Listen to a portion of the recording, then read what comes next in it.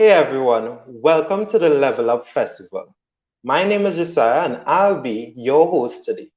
As a young person hoping to obtain new opportunities, I want the best advice and I want to know how I can market and present myself, not just in person but also on paper. I want to know how I can meticulously prepare my resume. Today, we'll be hearing from two phenomenal women, Kadelia Achille and Neisha Ramdass. They co founded their own resume writing service, and they will be speaking on the topic of building and using your best resume. Kadelia Achille is a graduate from King's College in London. She has over 10 years' experience in communication and marketing. She is also an active member of an NGO called Pillar, which helps young impoverished women gain new opportunities which she believes they deserve. Neisha Ramdass is an energy analyst. She runs her own blog called energytt.com. She's a recent graduate from the Arthur Lockjack School of Business, and she possesses a sustainable energy management degree. Today, we'll be welcoming these two ladies. I am truly ecstatic to hear your presentation today. Ladies, please take it away. Thank you, Josiah. Hi, Josiah. Nice to meet you. Thank you for having us this afternoon. Hey, everyone. Welcome. So, as mentioned before, both of us co founded this company called ResuWrite. It's a resume writing professional branding company, and we want to let you guys know today that it's never too early or too late to learn about branding yourself professionally. So, today we'll be starting with a couple of things. As Josiah so rightfully mentioned, we're talking about building and using your best resume. So between Kadelia and I today, we hope to achieve some sort of connection with you guys so that you guys could learn all about branding yourself on paper and also on social media. And if I was you, I would have my paper and pen ready because we're Ready to giving take some this. really good, great tips for you to take on. And these tips will stay with you for like 10 years from now. Okay, so get your paper and pen. Let's get into the presentation. Nisha, you want to take it away? Sure, not a problem. So today, let me just highlight our agenda for you. So we're going to give you a guide to the secondary school student resume. So we know this might be a challenge for you, so we want to cover that first. No experience, no problem. We're going to show you how to structure this in the best way possible so that you don't have to have any fancy degrees or anything like that on your resume to stand out.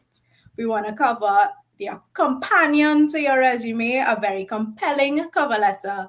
And finally, the last thing we want to do is your checklist for success. So, Kadil, how about you start it off with the guide to the secondary school resume? No problem. So let's talk about your resume. So you're now starting to enter the workforce. You've just graduated. What do you do next? Well, you figure out a way to brand yourself on paper because that's your introduction into any recruiter's office. So here's a few things that we want to make sure that you understand in order to be your best self on paper and to get that job that you're aiming for. Right? So the first thing we want to start off with is, of course, your contact details. You don't want to do too much. You want to list exactly how to get in contact with you. That is your phone number, your cell phone. Every teenager, young adult have a cell phone in their hand all the time. Your email address, make sure it's an email address that has a professional address to it. You know, don't put your nickname from high school, put it as your first name, last name, maybe a number, but you want to keep it professional. If you have to create a new one, please do so. Right? You want to give an area of where you're located. You don't need to give your exact address, but you can put whether you're in Port of Spain, Aruca, San Fernando, those general areas. And if you want to add in a LinkedIn, if you want to create a LinkedIn, you can do so. You can just add it in. If you have already have a portfolio or website, add that in as well. So that's just an extra step you can go when it comes to your contact details. So, second of all, you want to write a captivating objective. This is your statement. This is your overall statement. If the recruiter doesn't get to most of your page, this is what they will get. You want to definitely describe an all rounded individual, someone that the recruiter will be interested in knowing so that they continue to read the rest of your resume. Your document should have your education. Of course, that's what is your experience so far. So that is your highlight reel. Everything that you've done in during your school years, you should put it down. If you were part of volunteering in a society, if you're part of an organization or NGO like Rotary, you list those. So it gives you more oversight of your high school experience, your past or current work experience. Did you have a summer job? Did you work between the July August vacation at a bookstore? Did you volunteer for 2 months in Colombia or Costa Rica? List it. This is where you list most of your experience, even if if it's paid or not. You are going to pull out some skill sets from it in order to highlight how you can contribute to the job that you are applying to. Right? You prove your resume through your accomplishments by using numbers. What does this mean? We want to see you want to state something that is measurable. So if you've led a team with over 20 volunteers, that shows leadership skills. If you've managed to write a proposal or get grants for certain clubs in your school, that shows project management skills and proposal writing. So you want to definitely pull out those accomplishments and state it down because, again, it pulls out skill sets, right? You want to list your resume skills that match what they're looking for, right? So you want to make sure that you're listing the right skills for the job that you're applying to. So please make sure that you're reading the JD that the recruiters probably posted on job sites or their website, company websites, so that you know what skill sets they're looking for, and then you match it back to what you have done and your skill set, so you can highlight those. Right? You include your extracurricular activities, volunteer work, anything else, any affiliations, any awards that you've received. You want to make sure that you get include all of your accomplishments on your resume because that's what you've been working on for the past 7 years of your life, right? And you want to use relevant resume keywords to tailor your resume to the job description. A job description, which is what anyone will put out if they're hiring, is basically what the recruiter is looking for in a person, in the new hire. So that is literally what you need to follow when you're tailoring your resume for that job. You pull out certain keywords. If you're looking for someone who is detail oriented, make sure and add that into your resume because it matches back to exactly what they are looking for. So I hope those tips, and that is why I said I hope you have your pen and paper because these tips are key in order to creating a beautiful, accurate, and a successful resume for yourself. Nish, you're on mute. My apologies there, guys. So now that Kadelia has outlined the basic framework for what your resume should look like, we're going to get into the nitty gritty of it now, right? So this is where you definitely want to take notes. So we have a little blurb here, and it says, "Don't turn your resume objective into a copy of Harry Potter. Keep it short, sweet, and to the point, like an awesome tweet, right?" So your objective. We spoke about that at the beginning of the list Kadelia just listed out for you. We gave you two examples of what our objective would look like and what it should look like. So, what it should not look like is fun loving high school grad with no experience but eager to get started and work with people. I learn quickly and I want to make an impact. This is what it should look like. Outgoing and responsible high school graduates interested in a writing career, eager to use AP English and writing comp knowledge, as well as 2 years high school reporting experience at the Arizona Republic. So that's the paper that person would have worked at, right? Your objective should be a brief introductory statement. Notice we said brief there. As we said before, you don't want to turn it into a copy of Harry Potter. This is what you should do. Specifically, mention the job that you're applying for. List the skills and achievements that make you suitable for this job. Also, include your goals and experience that you want to get from the job.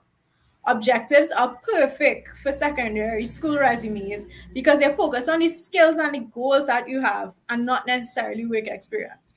But as mentioned before, Kadelia said sometimes you might have that summer job experience, that internship.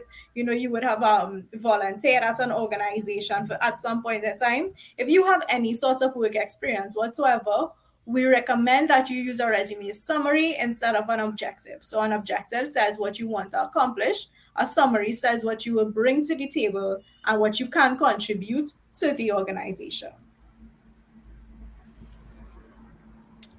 So, adding on to what Neisha is saying, no experience, no problem. So you're coming out of school and you haven't really had a job. So what do you do? What do you add?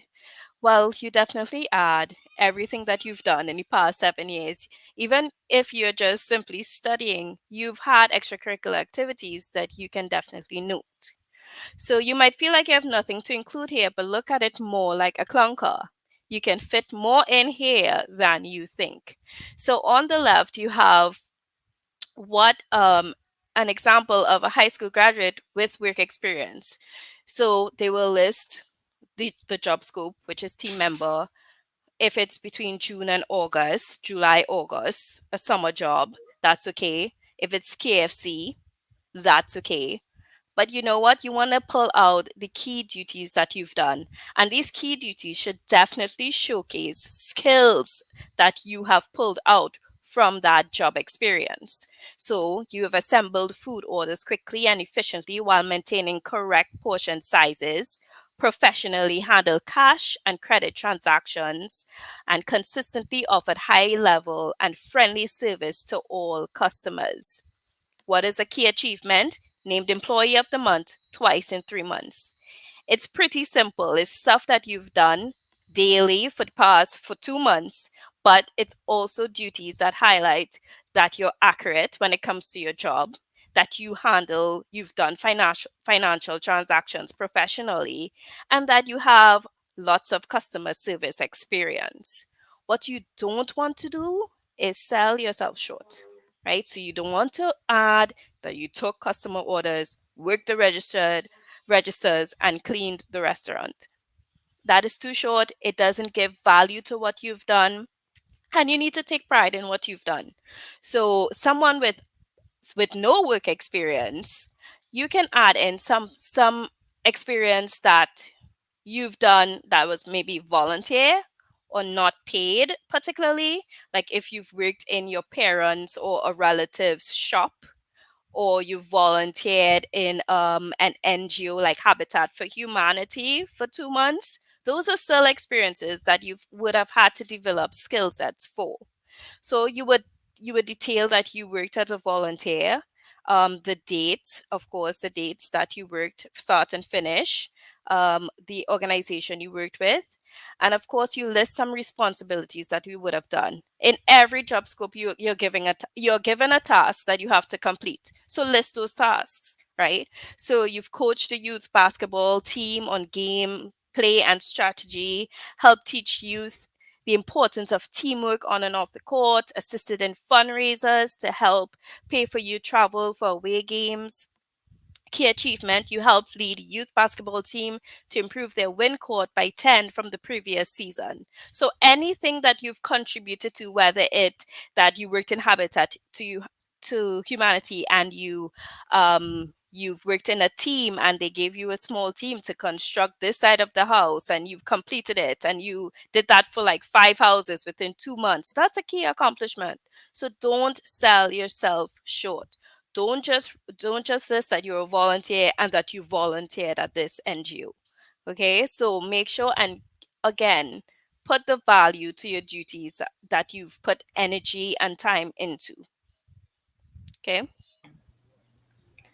So, guys, a common thing in all resumes that you will take throughout your entire career, skills are gold. Yes, you get hired based off of your qualifications. Sometimes, whatever degree you have, eventually, whatever certificates you have. But I'm telling you, skills are gold, and develop your skills, hone them, and get into what you actually want to do, and make sure that you're established in it. So here are some common skills for a secondary school graduate as yourselves. And again, we are going to show you the way you should do it and the way you shouldn't do it. So a lot of common skills that you would see throughout a normal resume, you would see things like motivated or likes to learn or computer literate. While those might be skills, how you structure it is most important. So instead of saying motivated, you want to say responsible, reliable, or hardworking. Instead of computer literate, you want to say proficient in Microsoft Office and typing. Instead of like to learn, you want to say things like effective at managing priorities and multiple tasks.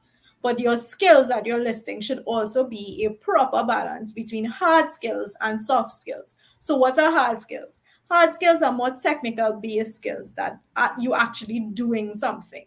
So your writing skills, your computer or IT skills, your analytical skills, your Microsoft Office skills, foreign languages, fundraising or budgeting, presentation skills, those are hard skills, right? Then you want to get into your soft skills. So those are that contribute a lot to the person you are, the worker that you are, right? So it's your creative thinking skills, your teamwork or collaboration skills, your problem solving skills, time management, organizational management, stress management, which is very important in a workplace, and verbal and non-verbal communication skills. So in order for you to develop a proper resume, your skill section must be on point because as we said, no experience, no problem, but you need to actually make up for that, right?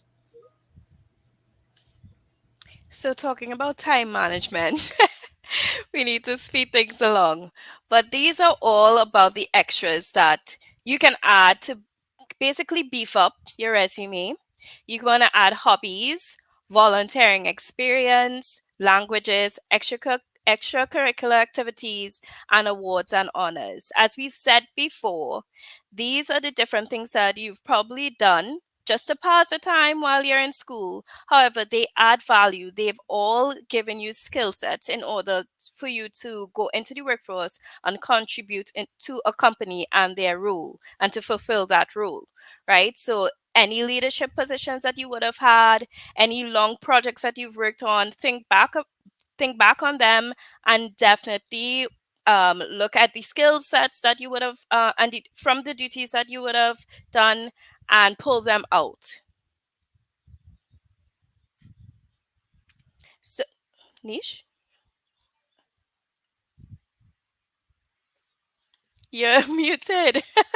I keep unmuting myself. Sorry about that, guys. Yeah. So we spoke about the additional stuff to add into your cover letter. We spoke about what sections you should include. And what we want to talk about now is how to craft this compelling cover letter.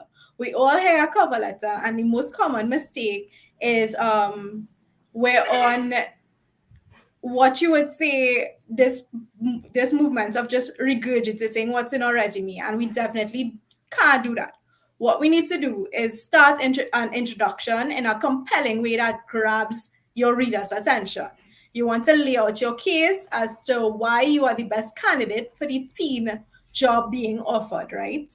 Add your numbered achievements from past work or school experiences, and you want to prove your skills. Then you want to show enthusiasm, you want to show drive, you want to show that you'll be thrilled to be part of their organization or their group.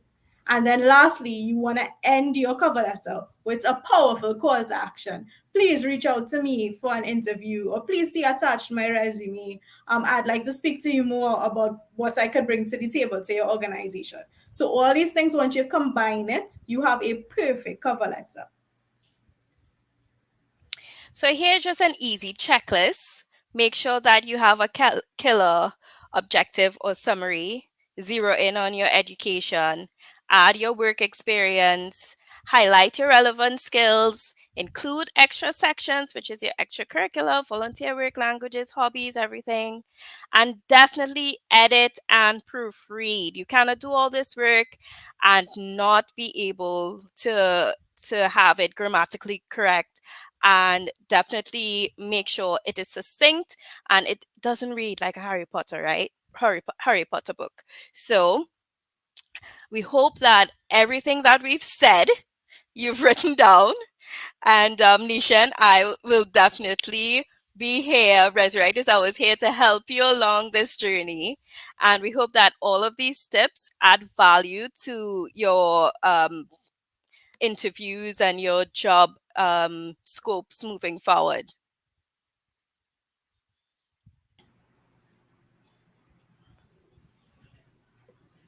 Thank you so much, Neisha and Kadelia. I think I need to make some changes to my resume. Now I'd like to invite Afia to the discussion. Afia, take it away. Thank you, Josiah, and thank you all for having me. My name is Afia, and I am 15 years old. I attend Success Lavatel Secondary School, and I am very excited for being here today. I want to become an artist. So, my first question goes out to Kadelia. If I wanted to get into music or art, what are some good ways to do a resume or portfolio?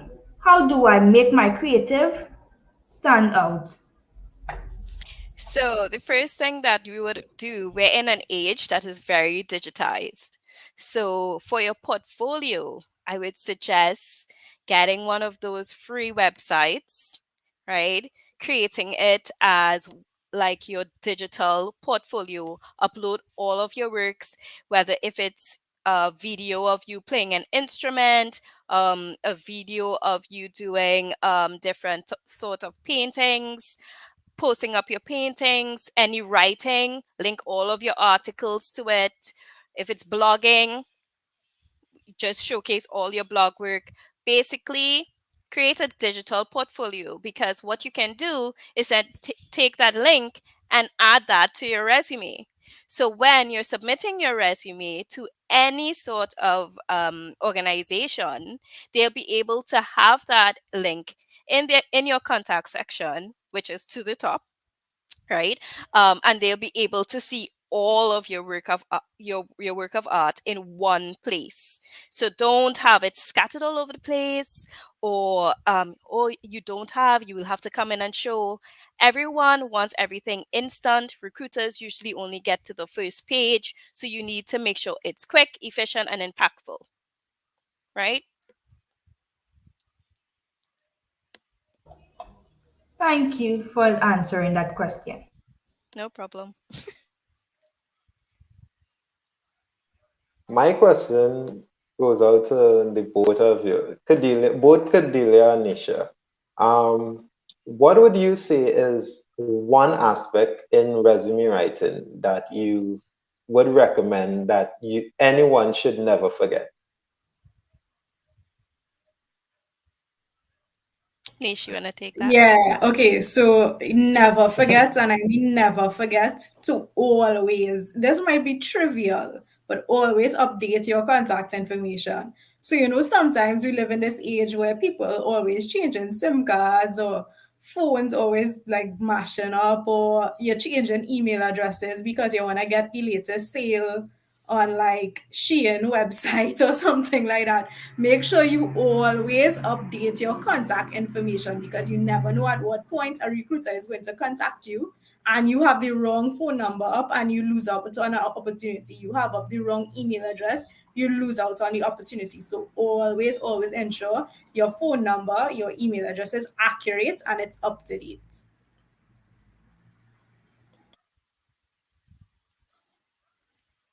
Agreed.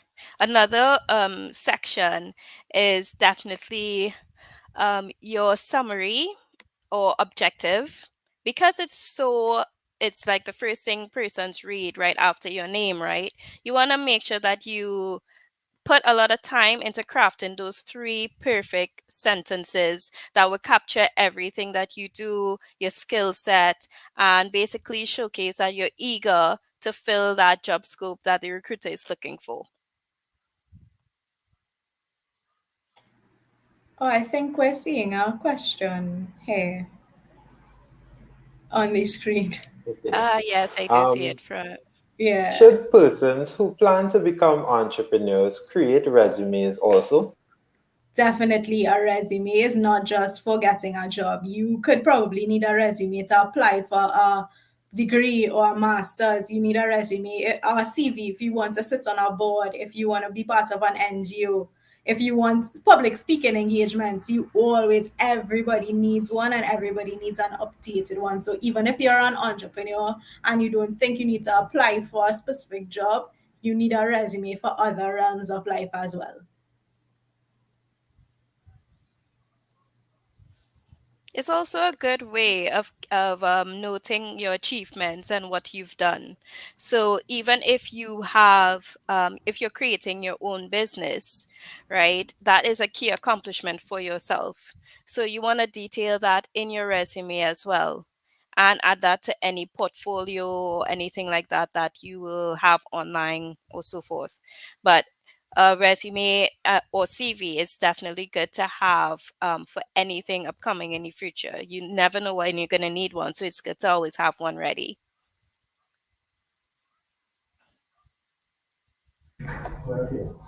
So my second question is to Nisha. If I'm not good at writing, and what else can I use in my resume to make it stand out?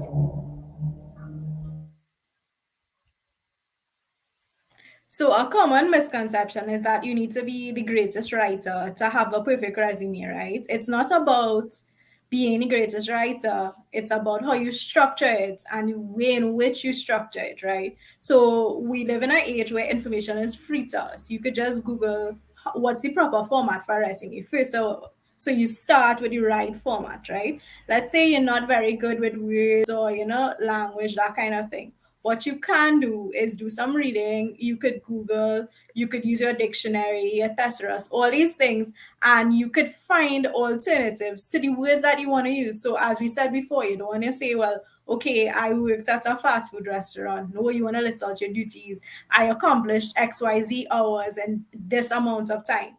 So it doesn't necessarily mean it has to be fancy and the biggest words, but it's about structuring it in a way where it makes you and what you have done stand out. No one's perfect at writing. There's also softwares you can use. It's a great And there's hack. ResuWrite and Free softwares that can help you structure your sentences. Okay, final question.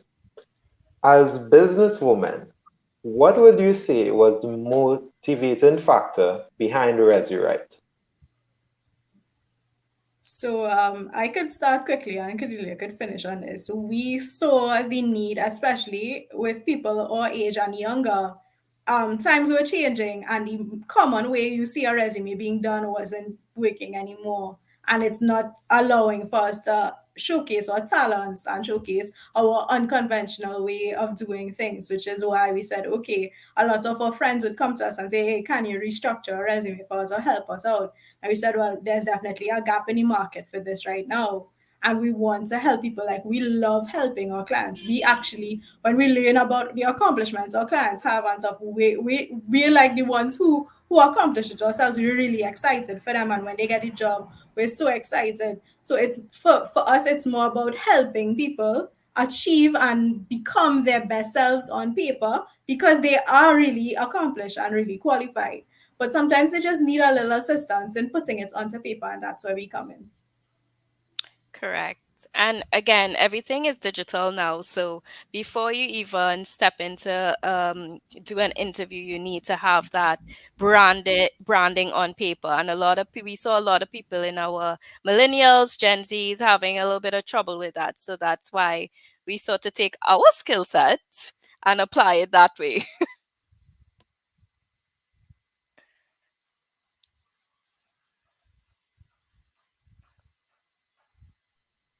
So as we close, is there anything, any last words you'd like to leave the audience with?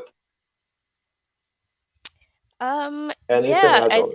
I think as graduates, recent graduates, especially from secondary school, the mindset needs to you need to make sure that you have the correct mindset when going into the workforce.